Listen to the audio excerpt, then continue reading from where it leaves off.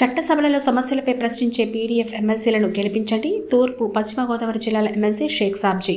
తిరుపతి సభలో సమస్యలపై ప్రశ్నించే తూర్పు రాయలసీమ పీడీఎఫ్ ఎమ్మెల్సీలను గెలిపించాలని ఉభయ గోదావరి జిల్లాల ఎమ్మెల్సీ షేక్ సాబ్జీ డిమాండ్ చేశారు. మంగళవారం సిపిఎం పార్టీ కార్యాలయంలో నిర్వహించిన విలేకరుల సమావేశంలో మాట్లాడుతూ రాష్ట్రంలో పీడీఎఫ్ తరపున 5 మంది ఎమ్మెల్సీలు పోటీలో ఉన్నారని, ఇందులో పట్టభద్రులు ఉపాధ్యాయ నియోజకవర్గ పోటీ చేస్తున్న ఎమ్మెల్సీలను ప్రజలు గెలిపించాలని కోరారు. తూర్పు రాయలసీమ నియోజకవర్గం నుంచి ఉపాధ్యాయ పట్టభద్రులు ఎమ్మెల్సీలను గెలిపించుకోవాల్సిన అవసరం ఉందన్నారు.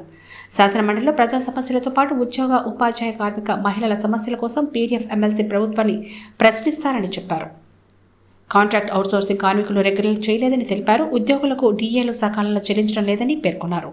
ఉద్యోగ, ఉపాధ్యాయులు దాచుకున్న పీఎఫ్ సొమ్మును కూడా ప్రభుత్వం వాడుకోవడం దారుణమని అన్నారు. ప్రత్యేకంగా గ్రాడ్యుయేట్ నియోజకవర్గాలు కేటాయించడం జరిగింది.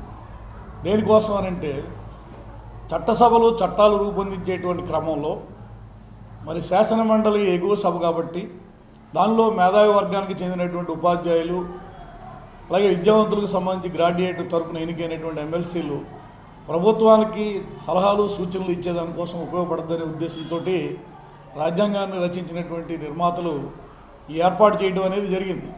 మన ఆంధ్రప్రదేశ్లో 2007లో శాసనమండలి పునరుద్ధరించిన తర్వాత మేము ఇప్పటి వరకు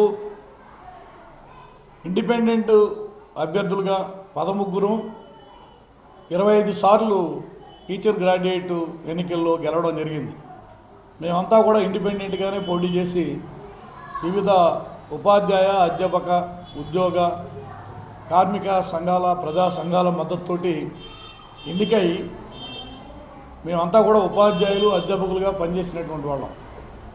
మేము ఈ శాసనమండలిలో ఉపాధ్యాయులు, అధ్యాపకులు, ఉద్యోగులు, కాంట్రాక్ట్ అవుట్సోర్సింగ్ ఉద్యోగులు,